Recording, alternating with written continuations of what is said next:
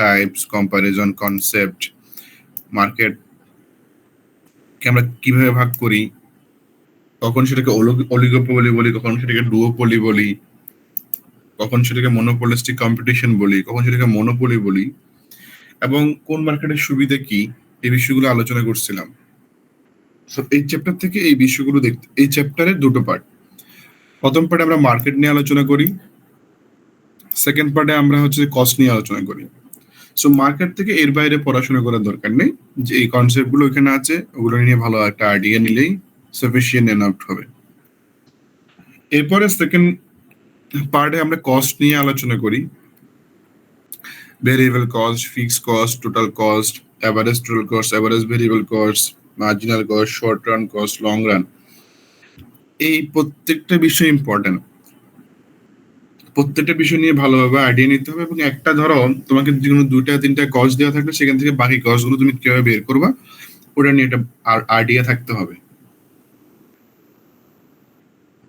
So in combine ধরো market chapter 4 থেকে এই বিষয়গুলো তোমাকে দেখতে হবে, এর বাইরে কিছু দেখার প্রয়োজন নেই।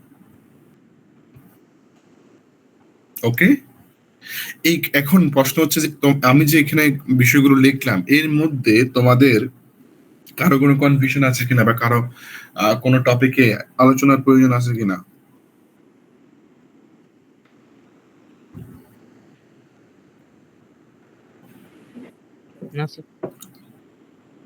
ওকে, তাহলে আমরা চ্যাপ্টার 5 এ মুভ করি। চ্যাপ্টার 5 এ আমরা ন্যাশনাল ইনকাম, একটা দেশের ইকোনমিক পারফরমেন্স কিভাবে মাপে তার বিভিন্ন প্যারামিটার নিয়ে আলোচনা করছি। জিডিপি, এনডিপি, জিএনপি, এনএনপি, আরো বেশ কিছু প্যারামিটার সেখানে ছিল। তোমাদের এখন কাজ হবে ওই প্রত্যেকটা প্যারামিটার নিয়ে ভালোভাবে ধারণা রাখা, এবং যে কোনো দুটো প্যারামিটারকে এখানে কম্পেয়ার করতে হতে পারে। আর আমরা সূত্র বসাইয়া আমরা স্যার, জি স্যার, একটু ইন্টারপ্ট ওই পাশের ওই মিটার এটা একটু কেটে দিন। হ্যাঁ স্যার, থ্যাংক ইউ স্যার। ওকে, এখন স্যার আমরা ক্লাসে খেয়াল করলে দেখতে পারবো আমরা কিন্তু কয়েকটা ম্যাথ করছিলাম কিভাবে জিডিপি ক্যালকুলেট করতে হয়, জিডিপি থেকে জিএনপি করতে হয়, আবার সরি জিডিপি থেকে এনডিপি করতে হয়, জিএনপি কিভাবে ক্যালকুলেট করতে হয়, পার্সোনাল ইনকাম কিভাবে ক্যালকুলেট করতে হয়, এনআই কিভাবে ক্যালকুলেট করতে হয়, এনআই মানে ন্যাশনাল ইনকাম কিভাবে ক্যালকুলেট করতে হয়। ক্যালকুলেশন গুলো ইজি, হয়তো তোমরা এখনো দেখো নাই বিদ্যা তোমাদের এখন আইডিয়া নেই, বাট অত বেশি প্রবলেম হবে না, বুঝা গেছে? সো এটা হচ্ছে চ্যাপ্টার 5 এর হচ্ছে যে কন্টেন্ট। তো এখান থেকে কারো কোনো প্রশ্ন, কারো কোনো বিষয় নিয়ে আছে কিনা বলো?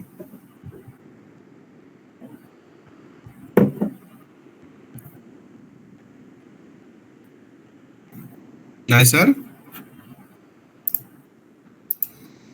সবাই পারবো আমরা?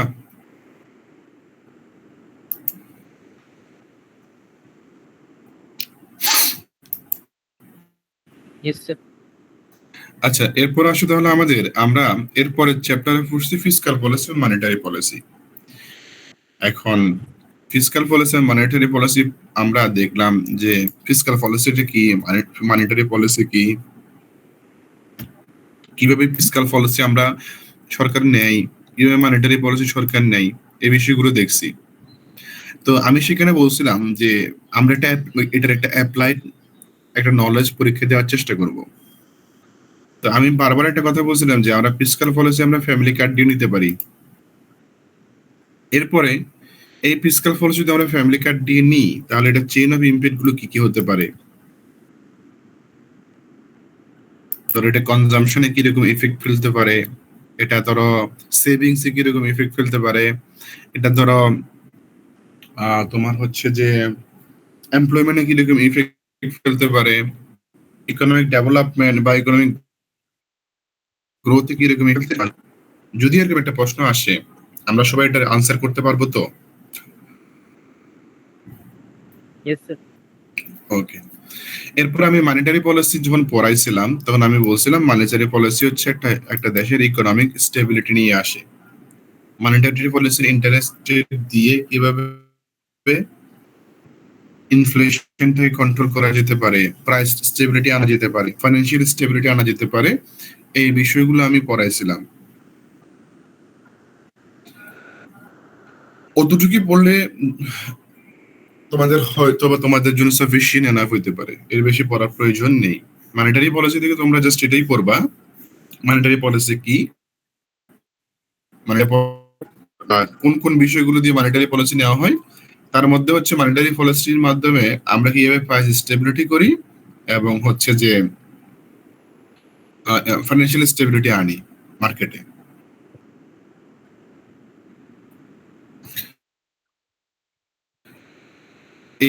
এই দুই ফিসকাল পলিসি অ্যাপ্লাইড প্রশ্ন আসবে, এটা নিয়ে কোনো প্রশ্ন কনফিউজ কিনা, বা তোমরা যদি জানতে চাও যে স্যার আলোচনা কিভাবে করবে, এটা লিখবো কিভাবে, এই ব্যাপারে কোনো যদি কনফিউশন থাকে ক্লাস আমি বারবার বলছি, এখনো যদি জানতে চাও বলে দিতে পারি, সমস্যা নেই।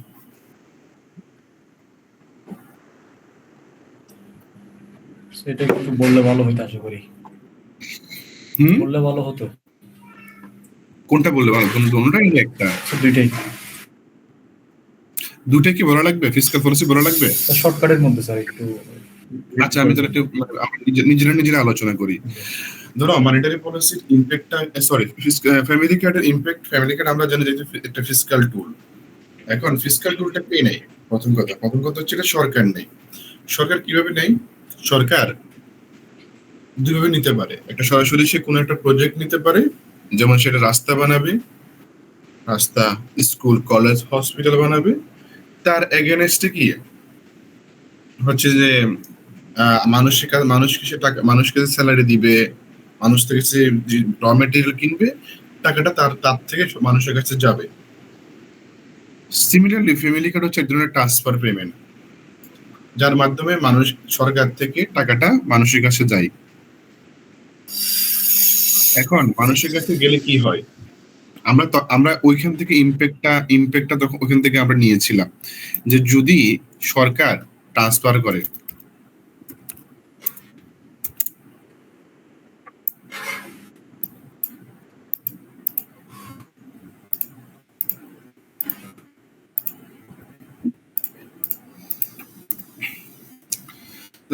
এটা একটা ফিসকাল টুল। কোন ধরনের ফিসকাল টুল, এটা হচ্ছে ট্রান্সফার পেমেন্ট,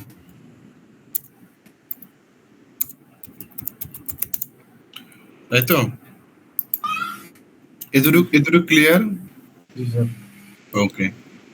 ট্রান্সফার পেমেন্ট অনেকগুলো হইতে পারে, যেমন হচ্ছে তোমার হতে পারে স্কলারশিপ হইতে পারে, তারপরে ধরো পারফরমেন্স বেনিফিট হতে পারে, সরকার যে কোন একটা ছাত্র ভালো করলো তার একটা বেনিফিট দিলাম, টাকা পেলাম। পেনশন হতে পারে, ডিসএবিলিটি বেনিফিট হতে পারে, ক্যান্সার চিকিৎসার জন্য একটা পেমেন্ট দেওয়া হয়, এরকম হতে পারে।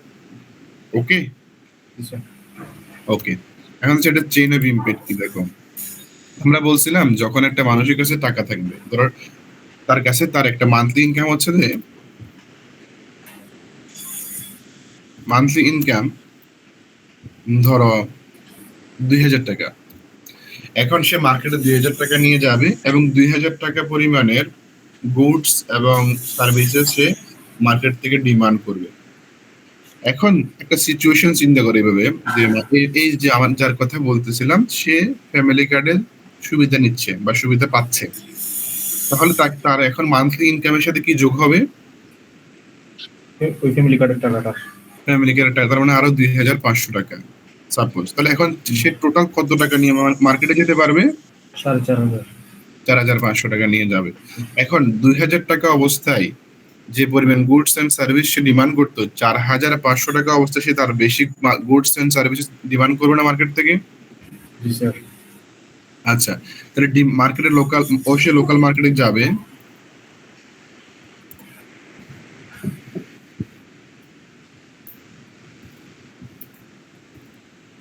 লোকাল মার্কেটে যাওয়ার পর সে ডিমান্ড বাড়াবে,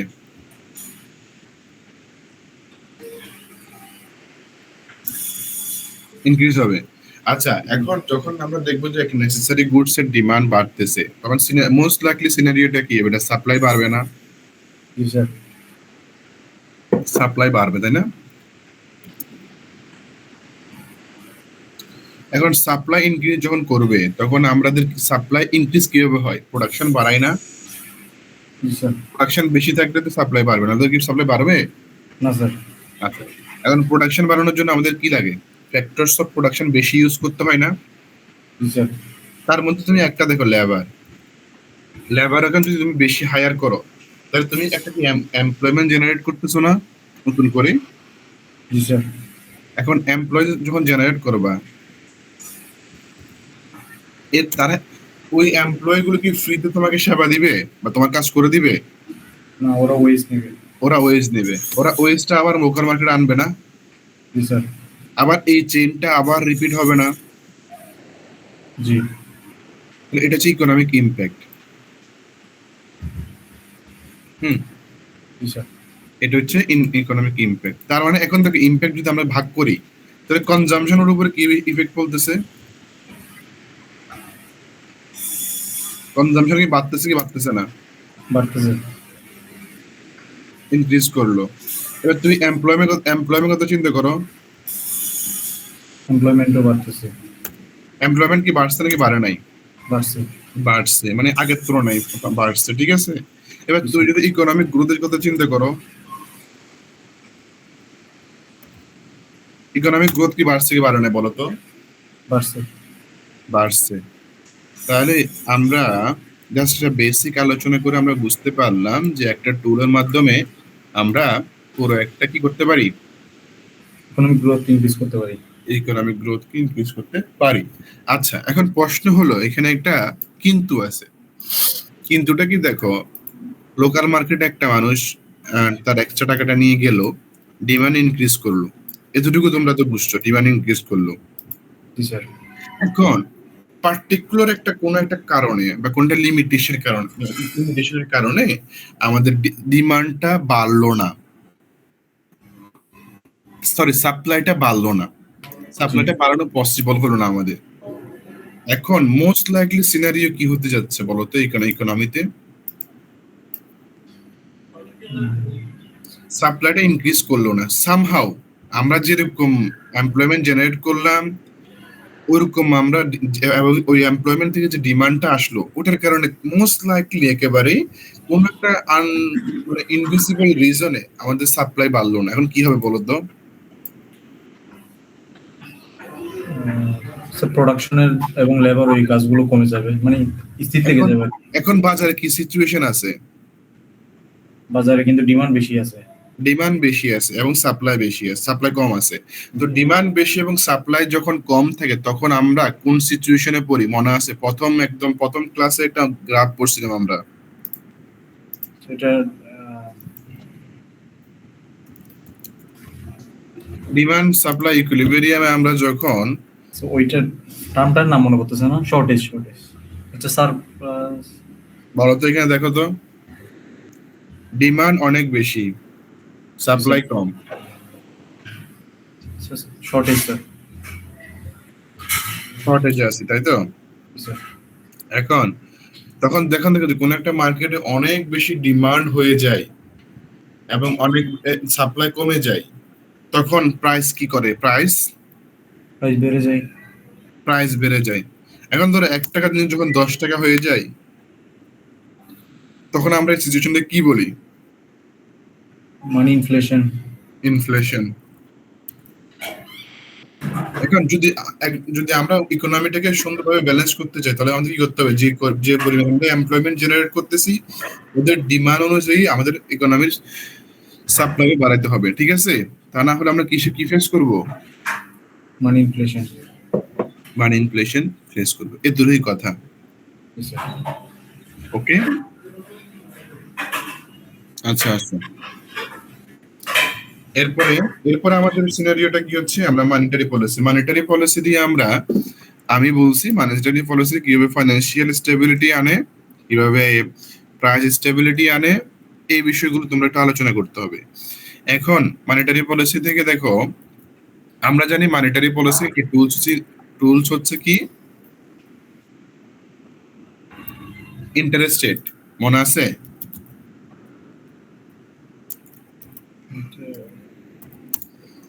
আচ্ছা, ধরো তোমার কাছে এখন অতিরিক্ত টাকা আছে, এখন তুমি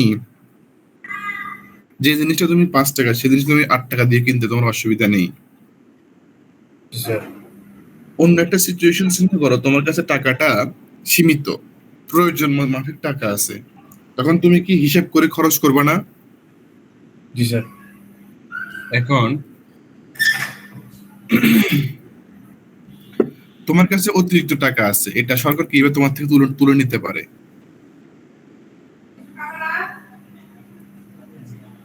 মানে তোমাকে এমন ভাবে সে ডাইভার্ট করবে যাতে তুমি তোমার অতিরিক্ত টাকাটা কোনো একটা মাধ্যমে ব্যবহার করে ফেলো। স্যার ট্যাক্স নিতে পারে। ট্যাক্স নিতে একটা ডাকাতি হয়ে যাবে তোমার উপরে, তোমার টাকা তোমার থেকে ট্যাক্স নিয়ে নিবে, এটা এক ধরনের ডাকাতি হয়ে যাবে না? জিনিসের দাম বাড়ায় দিবে। জিনিসের তো দাম এমনিতে বাড়ানো আছে, তুমি তো প্রোডাকশনে দিতে পারতেছো না।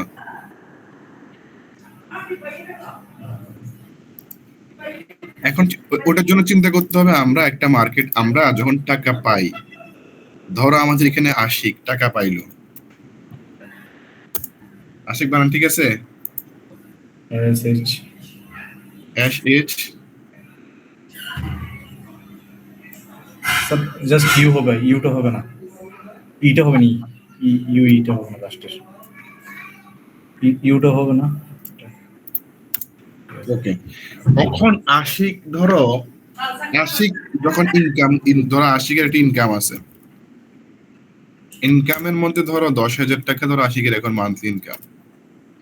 এখন আশিক এই 10,000 টাকা দুটো ভাগ করে, একটা হচ্ছে কনজাম্পশন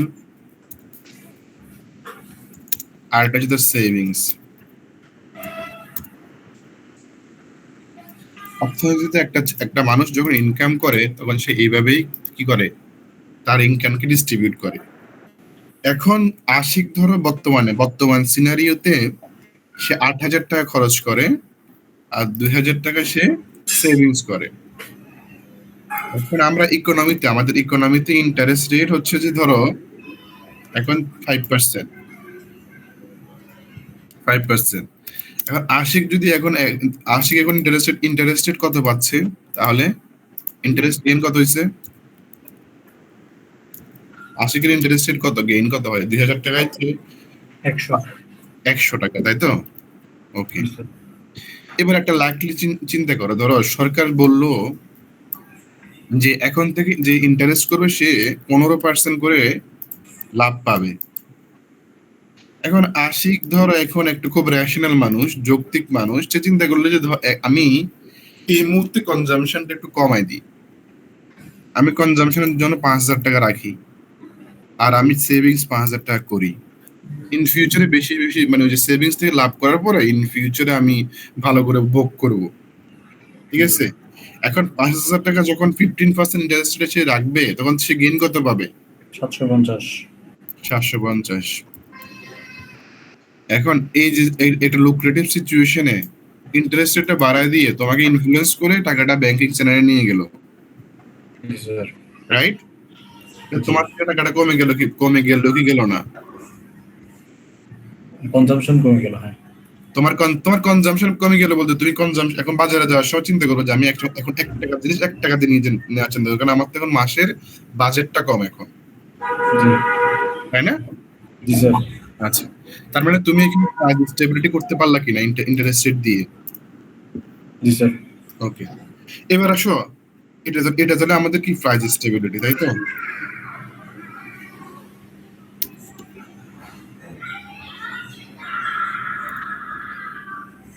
ওকে, ক্লাসে কিন্তু আরেকটা এক্সাম্পল দিয়েছিলাম, মনে থাকলে সেটা তোমরা ইউজ করতে পারবা। এবার দেখো ফাইন্যান্সিয়াল স্টেবিলিটি।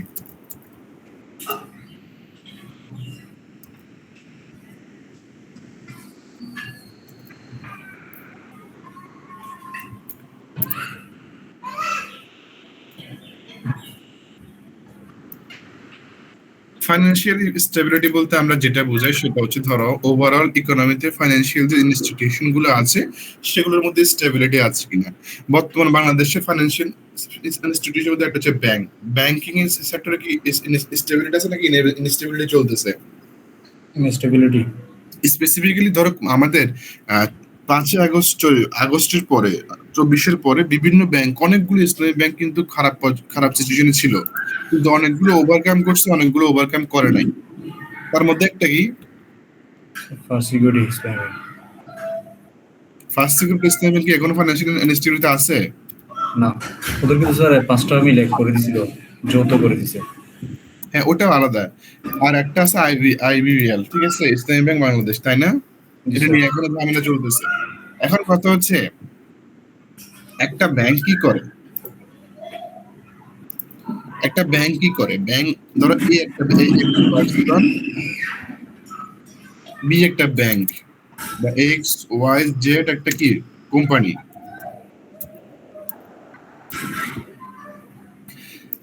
এই পার্সন বা এ থেকে ধরো এ বি সি ব্যক্তি, বি সি ডি, একটা পার্সন মিলে ব্যাংকে ধরো 10 লাখ টাকা কি করলো, 10 লাখ টাকা সে ব্যাংকে জমা করলো, চারজন ডিপোজিট করলো। ব্যাংকের কাজ কি? মানুষ থেকে ডিপোজিট নেওয়া আর বিভিন্ন বিজনেসকে ডিপোজিট দেওয়া, তাই তো? এর মাঝখানে সে কি করে? এটা লাভ নেয়। কিভাবে লাভ নেয়? ধরো সে কোন একটা ব্যক্তি থেকে ডিপোজিট নিল 10%, আর একজন ব্যক্তিকে এটা ল্যান্ড করলো 15%, তার মধ্যে তার লাভ কত পার্সেন্ট? 5%। 5%। এখন সিচুয়েশন যদি এমন হয়, ধরো ও এই টাকাটা 4 বছরের জন্য, 5 বছরের জন্য পাইছে, এই কোম্পানিকে 5 বছরের জন্য সে ল্যান্ড করলো। 5 বছর পর যখন এ বি সি ডি ব্যক্তিরা ব্যাংকে আসলো, ব্যাংকে এসে যখন বললো যে এখন আমাদের টাকাটা আমাদের দিয়ে দাও, সুদ আসলে সবকিছু মিলে দাও, সেটা কি করবে? সে বলবে এখন এক্স ওয়াই কোম্পানিকে বলবে, হ্যাঁ তোমার কাছে আমার 5 লাখ টাকা আছে, তুমি আমার 5 লাখ টাকা দাও। এখন যদি X Y Z company 5 lakh টাকা তাকে ব্যাক করে, তাহলে তুমি এ বি সি ডি তুমি ব্যাংক সেটা নিয়ে এ বি সি ডি কে দিয়ে দিবে। এখন সিনারিও যদি এমন হয় যে A B C D X Y company একটা মেকানিজম করে ব্যাংক টাকা, মানে ফ্রড মর্টগেজ দিয়ে, ফ্রড অ্যাসেট দিয়ে তোমার থেকে টাকা বা পলিটিক্যাল পাওয়ার খাটিয়ে টাকাটা নিছে। 5 বছর পরে যখন এই ব্যাংক যখন ওর কাছে টাকাটা চাইলো, ও বললো যে আমার কাছে টাকা নাই, বিভিন্ন রকম তাল বাহানা শুরু করলো। এখন ব্যাংক কিভাবে, ব্যাংকের তো নিজস্ব কোনো টাকা নেই, ব্যাংক কি এই এ বি সি ডি পার্সন থেকে 10 লাখ টাকা দিতে পারবে? না স্যার। দিতে পারবে না। এখন দেখো, যখন ব্যাংক 4জন ব্যক্তি দিতে পারতেছে না, আরো ব্যক্তি বলবে যে না এখন তো আমারও টাকা দিতে পারবে না, এরকম করে সবাই চিন্তা করবে যে না ব্যাংক থেকে টাকাটা তুলে ফেলতে হবে। এখন ব্যাংক থেকে যখন একসাথে মানুষ টাকাটা তোলা শুরু করবে, তখন ব্যাংক একটা প্রবলেম ফেস করবে, এটাকে বলে তারল্য সংকট, বা যেটাকে আমরা বলি লিকুইডিটি ক্রাইসিস।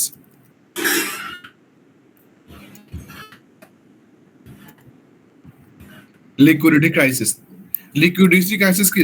ব্যাংক যে টাকাটা ল্যান্ড করছে এবং যে টাকাটা বড় করছে, এটার মধ্যে মানে দেওয়ার সামঞ্জস্যটা নাই। এখন যে পরিমাণ তার থেকে টাকাটা উইথড্র করা হচ্ছে, ওই টাকাটা সে দিতে পারতেছে না, কারণ টাকাটা তার কাছে নাই, সে তো এক জায়গায় ইনভেস্ট করছে, তো ফ্রড ভাবে তার থেকে নিয়ে যাওয়া হয়েছে। এখন এই লিকুইডিটি ক্রাইসিসের জন্য ব্যাংক বিভিন্ন মাধ্যম ইউজ করতে পারে, ঠিক আছে, বিভিন্ন মাধ্যম ইউজ করতে পারে।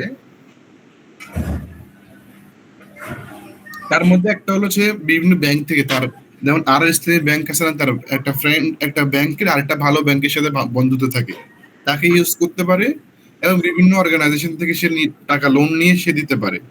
এখন যদি তার কাছে সবগুলোর পথ বন্ধ হয়ে যায়, সে একটা জায়গায় যেতে পারে, সেটা হচ্ছে কি বাংলাদেশ ব্যাংক। বাংলাদেশের জন্য কি? বাংলাদেশের সেন্ট্রাল ব্যাংক সেন্ট্রাল ব্যাংকের কাছে যেতে পারে, তার সমস্যাটা বলতে পারে, এবং সমস্যা সমাধান করার জন্য তার থেকে টাকা চাইতে পারে, এই টাকা চাইতে পারে। এখন বাংলাদেশ ব্যাংক কি করতে পারে? তাকে টাকা ছাপাই দিতে পারে, টাকা তাকে লোন হিসেবে দিতে পারে, দিয়ে তাকে সমাধান করতে পারে। এই সিচুয়েশনটা কি হয়েছে কিনা? জি স্যার, হয়েছে।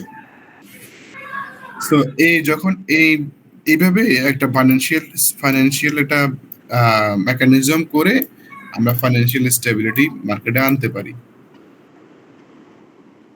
ঠিক আছে? জি স্যার।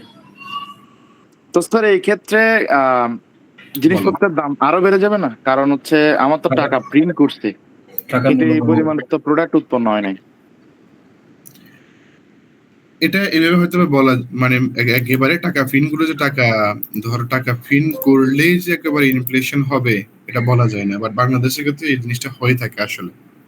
তবে বিষয়টা হলো যে ধরো যারা টাকাটা তোলে, এই এখন যে একটা হাইফে টাকা উঠতেছে, এরা টাকাটা ইকোনমিতে ব্যবহার করবে না, এরা টাকাটা তুলে অন্য একটা ব্যাংকে যাই রেখে দিবে।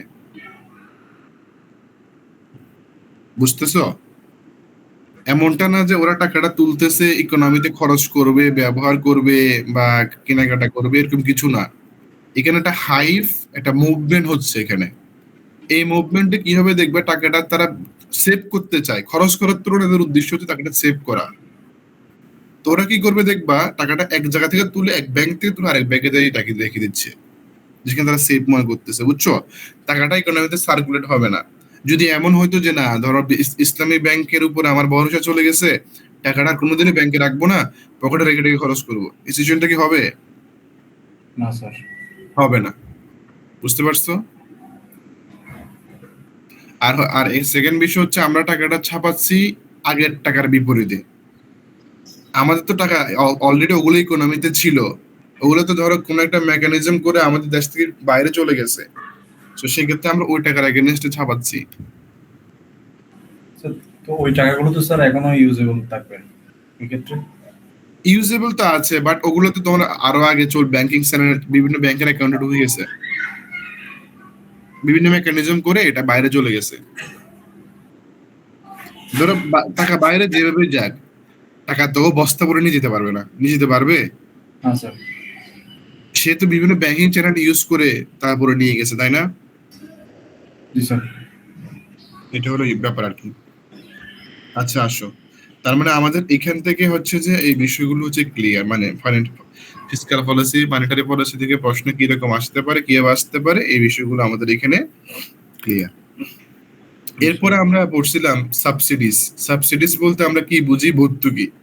ভর্তুকি কেন দেওয়া হয়, আমার আইডিয়া আছে? ভর্তুকি কেন দেওয়া হয়? সরকার ভর্তুকি কেন দেয়? আমরা বলছিলাম না, মানুষকে কাজের জন্য উৎসাহিত করে। মানুষের কাজের জন্য উৎসাহিত করে। যেমন ধরো আমরা কৃষকদেরকে আমরা যদি কম দামে সার দিই, সে স্বস্তি ফিল করবে যে আমরা ধান উৎপাদন করতে আমার খরচ কম হচ্ছে, আমি একটু বেশি ধান উৎপাদন করি। ঠিক আছে? এখন সার যদি আমরা বাইরে থেকে ইম্পোর্ট করে নিয়ে আসি, তখন এটার কস্ট অনেক বেশি পড়ে যায়, যেটা মানে কৃষকদের নাগালের বাইরে বাইরে চলে যায়। এখন কৃষক যদি সার ইউজ করে সে বেশি বেশি ফসল উৎপাদন করতে পারবে, যেটা আমাদের ইকোনমির জন্য বেনিফিটেড। এখন সরকার বললো যে ঠিক আছে, যেহেতু আমার কৃষকের এটা ইম্পোর্ট করার পরে কৃষকের নাগালে বাইরে চলে যাচ্ছে, তাহলে আমরা একটা কাজ করি, আমরা কিছু টাকা ভর্তুকি দিয়ে দিই যাতে প্রাইসটা কমে যায়। এখন ভর্তুকি দিলে প্রাইস কিভাবে কমে?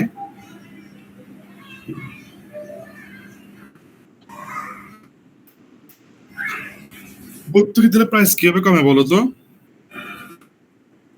ক্লাসে পড়াছিলাম না, ভর্তুকি দিলে প্রাইস কিভাবে কমে?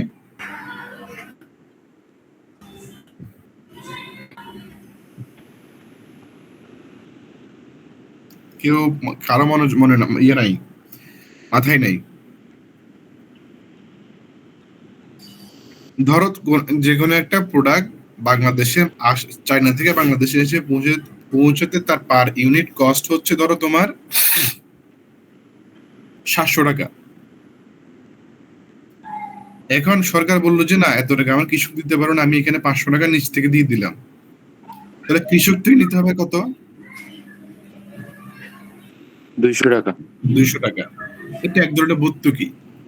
আবার গভর্নমেন্ট বলে না, ধরো টিসিবির চাল আছে না, টিসিবির তেল আছে, টিসিবির আটা ময়দা আছে, তো ওগুলো ধরো মার্কেট প্রাইস থেকে একটু কম থাকে বা মার্কেট প্রাইস থেকে অর্ধেক থাকে। তার মানে এই প্রোডাক্টটা বাকি প্রাইসে কে পে করতেছে? সরকার তার রাজস্ব থেকে। সরকার। তো এখন কথা হচ্ছে, যদি সিচুয়েশনটা এরকম হয়, ধরো এগ্রিকালচারে ভর্তুকি দিলে লাভ কি হবে? ওই যে প্রোডাকশন বাড়বে। ধরো এখানে reduce the cost of input of using fertiliser, seed, irrigation and machinery. কথা ক্লিয়ার এটা? জি স্যার। এরপরে এটা এই যে এখন তুমি দেখো, যখন তার কাছে তার প্রোডাকশনটা একটু কিন্তু ব্যয়ী হবে, একটু কম হবে, তখন সে বেশি বেশি প্রোডাকশন করবে। এখন যখন সে বেশি বেশি প্রোডাকশন করবে, এটা তার ইনকাম বাড়বে। ধরো সরকার বললো যে তুমি যদি এই টেকনোলজিটা ইউজ করো এগ্রিকালচারে, এটা আমি জাপান থেকে ইম্পোর্ট করে দিব, তুমি এটা হাফ দামে কি করতে পারবা, কিনতে পারবা। তখন মডার্ন যে ফ্যাসিলিটি, ট্র্যাক্টর, তো আরো যে যে ধান কাটার যে আমরা ধান কাটার সময় অনেক সময় ধান না কাটতে পারে, কি হয়ে যায়, পচে যায়। ওই ধান কাটার মেশিন গুলো যদি সরকার এনে দেয় এবং হাফ দামে সেটা কি কৃষকদের কাছে সেল করে, তখন মডার্ন টেকনোলজি গুলো ইউজ হবে না বেশি বেশি। জি স্যার। আর এটা স্ট্রেনথেন করবে না আমাদের ফুড সিকিউরিটিকে। জি স্যার। আচ্ছা, এগুলো হচ্ছে পজিটিভ ইম্প্যাক্ট। এখন একটা নেগেটিভ ইম্প্যাক্ট আছে। দেখুন, সার যখন সস্তা হয়ে যায়, কৃষক তখন অতি লোভী করবে, সার বেশি বেশি সার দেওয়া শুরু করবে।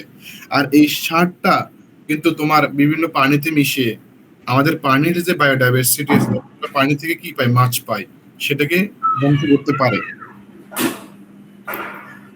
ওকে, কথা ক্লিয়ার? জি স্যার। আচ্ছা, এরপরে তোমাদের একটা টপিক লাগবে, সেটা হচ্ছে ট্যারিফ। ট্যারিফ নিয়ে তোমাদের আইডিয়া আছে? শুনছিলেন ওনার নাম ক্লিয়ারলি মনে নেই। স্যার ইম্পোর্টেড গুডস এর ওপর মনে হয় ট্যাক্স, যেটা এরকম কিছু, মানে একটা কান্ট্রি স্পেসিফিক এরকম। ধরো আমরা যখন লোকাল গুডস কনজিউম করি, ধরো তার এগেইনস্টে আমরা ট্যাক্স বা ভ্যাট দিই। আর যখন আমরা এমন গুডস উৎপাদন করি যেটা আমাদের দেশের টেরিটরির মধ্যে উৎপাদিত হয় নাই, অন্য একটা টেরিটরিতে উৎপাদন হয়েছে, আমরা ইম্পোর্ট করে নিয়ে আসছি, ওই ধরনের গুডস এর জন্য আমরা কি দিব, ট্যারিফ দিব। তাহলে ট্যারিফ হচ্ছে one kind of tax. Okay, sir. তাহলে আমরা যদি প্রশ্ন করা হয় আমরা কখন ট্যারিফ দিই, কখন ট্যাক্স দিই, তার মানে যখন কোনো একটা গুডস আমাদের দেশে উৎপাদন হয়, আমাদের টেরিটরির মধ্যে উৎপাদন হয়, তাহলে আমরা ট্যাক্স দিই। আর যখন কোনো একটা গুডস আমাদের টেরিটরির বাইরে উৎপাদন হয়, তাহলে আমরা কি দিই, ট্যারিফ দিই। ঠিক আছে? এখন ট্যারিফ, আমরা যখন কোনো একটা গুডস এর উপর ট্যাক্স আরোপ করে, তখন গুডস এর দাম বাড়ে কি বাড়ে না? বাড়ে। বাড়ে। আর গুডস এর দাম যখন বাড়ে, এটা ডিমান্ড কি ফল করে নাকি ইনক্রিজ করে? ফল করে। ফল করে। এখন ট্যারিফে যদি আমরা কোনো একটা প্রোডাক্টের উপর যখন আমরা ট্যারিফ বেশি দিব, তাহলে ডিমান্ড ফল করবে নাকি বাড়বে? ফল করবে। ফল করবে। এখন আমরা একটা আলোচনা করি এভাবে। ধরো বাংলাদেশের টেক্সটাইল এগ্রিকালচার, টেক্সটাইল সেক্টরে বাংলাদেশ থেকে কোন গুডস ইউএস মার্কেটে যায়?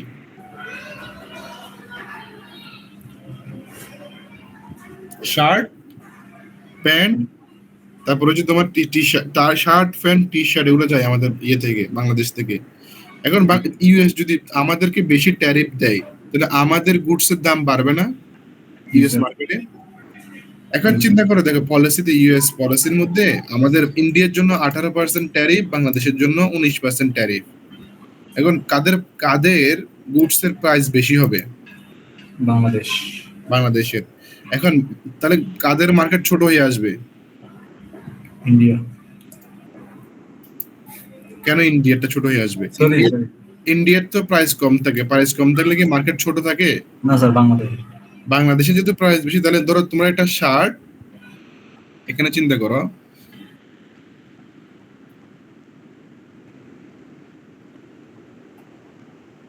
ধরো বাংলাদেশে একটা শার্টের ফাইনাল মূল্য পড়ে $11, ঠিক আছে? ইন্ডিয়ার একটা গুডসের, আচ্ছা এটাকে এইভাবে বলি আমি, ধরো বাংলাদেশের টি শার্টের দাম 100 টাকা, ইন্ডিয়ার টি শার্টের দাম 100 টাকা। যখন ইউএস মার্কেটে সেটা ঢুকবে, তখন তার সাথে যোগ হবে কি, ট্যারিফ। তার ফাইনাল দাম কত পড়বে? 119 আর 118। তো তুমি যদি সেম শার্টটা $119 বা $118 তোমার অপশন থাকে, তুমি কোনটা নিবা? 118। অবশ্যই কম প্রাইসেরটা। কম প্রাইসের। ইন্ডিয়ান। হ্যাঁ, এখন যখন তুমি দেখবা যে কম প্রাইসের ইন্ডিয়ান টি শার্টটা বেশি চলতেছে, তার নেক্সট টাইম যখন তুমি অ্যাজ এ এক্সপোর্টার, তুমি কোনটার জন্য অর্ডার করবা? অবশ্যই ইন্ডিয়ার মার্কেটটা। ইন্ডিয়ান মার্কেটটা। তার মানে এখানে সেম প্রোডাকশন কস্ট থাকা সত্ত্বেও একটা ট্যারিফের কারণে একটা মার্কেট পিছিয়ে গেল, একটা মার্কেট আগায় গেল, তাই না? আচ্ছা, এই কারণে হচ্ছে ট্রাম্প বারবার হচ্ছে ট্যারিফ বাড়াইবে, তার সাথে ঝামেলা হয়।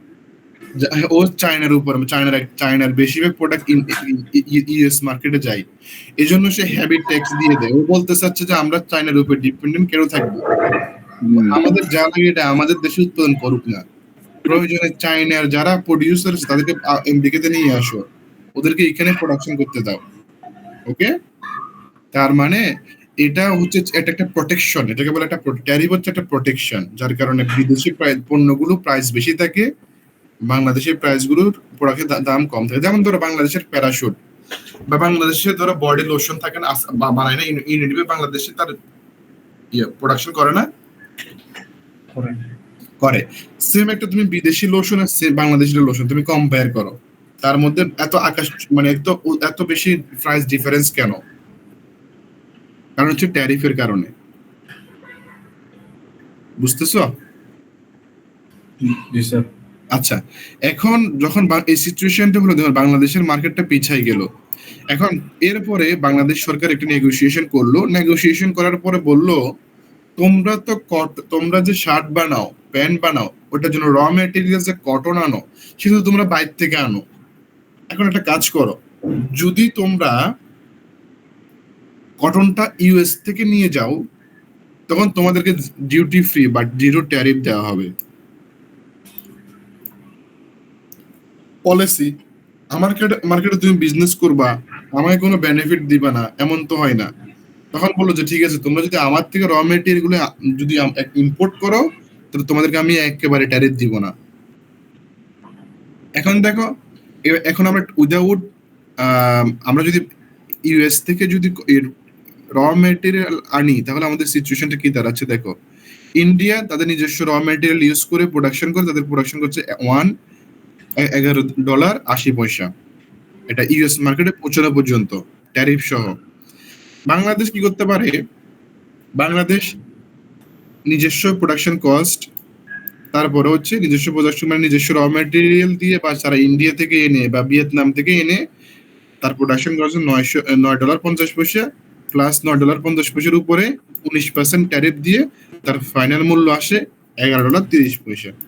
ওকে, এরপর আসো, বাংলাদেশ যদি ইউএস এর যদি কোনো কটন ব্যবহার করে, তখন কি দেখো তার কটনের কস্ট সহ আসতেছে $10.20 ইন্টু 0% ট্যারিফ, এবং দাম হচ্ছে $10.20।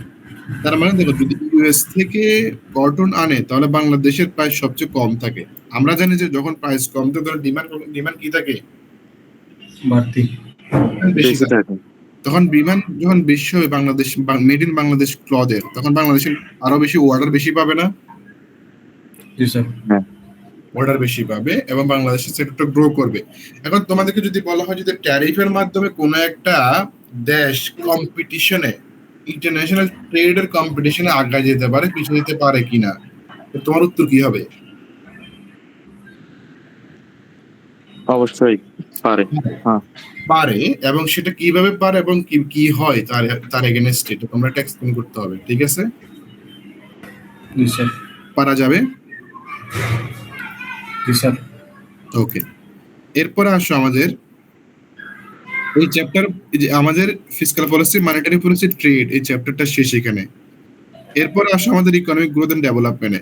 ইকোনমিক গ্রোথ এন্ড ডেভেলপমেন্টে আমরা বলছিলাম ইকোনমিক গ্রোথ কি, ডেভেলপমেন্ট কি, এদের মধ্যে পার্থক্য কি, তারপরে কোন বিষয় কোন ফ্যাক্টর গুলো হচ্ছে ইকোনমিক গ্রোথকে ইফেক্ট করে বা বাড়াতে সাহায্য করে।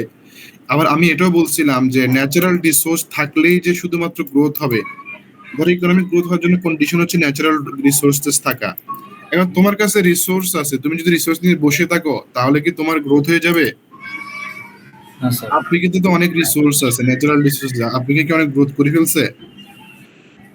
না স্যার, করে নাই। আবার একটা প্রশ্ন এরকম আসতে পারে, ধরো বিভিন্ন ক্রাইসিস আছে না, ধরো আমাদের এখন যুদ্ধ চলতেছে, যুদ্ধের কারণে বাংলাদেশের ইকোনমি কিরকম ভাবে ইনফ্লুয়েন্সড হয়, বা কি এটার ইনফ্লুয়েন্স হওয়ার কি কোনো ইয়ে আছে কিনা, শক্তি আছে কিনা, বা এটা করতে পারে কিনা ইউএস ইরান ওয়ার করতে পারে কিনা। দেখো এটার মূল সমস্যা হচ্ছে আমরা তেল আনতে পারতেছি না মিডল ইস্ট থেকে। তাহলে মিডল ইস্ট থেকে তেল না আনতে পারলে আমাদের ইলেকট্রিসিটি প্রোডাকশন হচ্ছে না, ট্রান্সপোর্টেশন চলতেছে না, তাহলে আমাদের প্রোডাকশন ক্ষেত্রে আমরা প্রোডাকশন শিপমেন্ট করতে পারতেছি না। এখন দেখবে যে কোনো একটা ফার্ম যখন দেখবে তার এক্সিস্টিং প্রোডাকশনটাই কি ওয়্যার হাউস থেকে বের হচ্ছে না, তখন সে নতুন করে প্রোডাকশন করবে না স্যার। করবে না। এখানে একটা চেইন অফ ইফেক্ট আসবে এখানে একটা, যখন প্রোডাকশন কমে যাবে কিছু সময়ের জন্য। তো আমরা জানি যে জিডিপি বাড়ে কখন, যখন বেশি বেশি প্রোডাকশন হয়। কম প্রোডাকশন হলে জিডিপি কমে যাবে, কারণ এটা ইকোনমিক গ্রোথকে হ্যাম্পার করবে। জিডিপিতে আমরা কি করি, নাম্বার অফ গুডস কে তার প্রাইস দিয়ে কি করি, গুণ দিই। এখন যত বেশি গুডস হবে তত, এবং তার সাথে প্রাইস দিয়ে গুণ দিবে, তত বেশি জিডিপি হবে। এখন যত কম হবে তত জিডিপি কমে যাবে, রাইট? জি স্যার। ওকে, এবার অন্যদিকে একটা চিন্তা করি, আমরা শিপিং এর উপর ডিপেন্ড হই, কারণ আমাদের এক্সপোর্ট করতে হয়। এখন হরমুজ পয়েন্টে যদি অফ থাকে তাহলে আমাদের শিপিংটা কি ঠিক মতো হবে? না স্যার। যারা অর্ডার দিচ্ছে তারা অর্ডার গুলো পাবে না, বিজনেস ডিল ক্যান্সেল হবে, ওরা বলবে যে না আমরা অর্ডার দিবে কিন্তু সময় মতো অর্ডার পাবো না, এটা সেটা করে বিজনেস বা এক্সপোর্টের যে ডিল গুলো আছে আমাদের সেগুলো কমে যাবে। তো এটা আলটিমেটলি আমাদের ইকোনমিতে কি করবে, ইম্প্যাক্ট ফেলবে।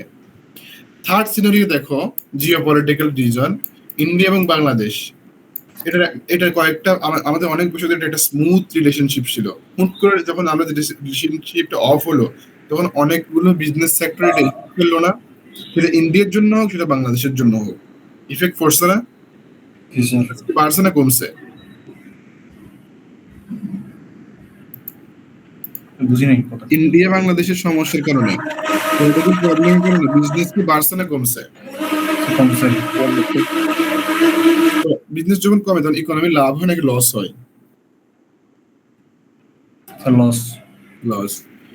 চ্যাপ্টার 8 থেকে আমরা যেটা পড়ছি সেটা হচ্ছে যে প্ল্যান, ইকোনমিক প্ল্যানিং কি, ফাংশনাল প্ল্যানিং, স্ট্রাকচারাল প্ল্যানিং এর মধ্যে পার্থক্য কি, এবং কয়েকটা মডেল পড়ছিলাম। মডেলগুলো কখন বা কোন মডেলগুলো নিয়ে আইডিয়া নিতে হবে, আর কোনটা মডেল বাংলাদেশের জন্য বেটার বা কোন মডেলটা আমাদের জন্য ভালো রেজাল্ট দিতে পারে, এরকম একটা প্রশ্ন করা হতে পারে। এটা হচ্ছে একটা সামারি ওভারঅল। এখন বলো এর উপর তোমাদের কোনো প্রশ্ন আছে কিনা, এনি টপিক, যে তোমার কোনো একটা টপিক তোমরা বুঝতেছো না, যেটা আমি বুঝিয়ে দিতে হবে। আশিক কোথায়? আচ্ছা স্যার। আশিক কোনো প্রশ্ন আছে?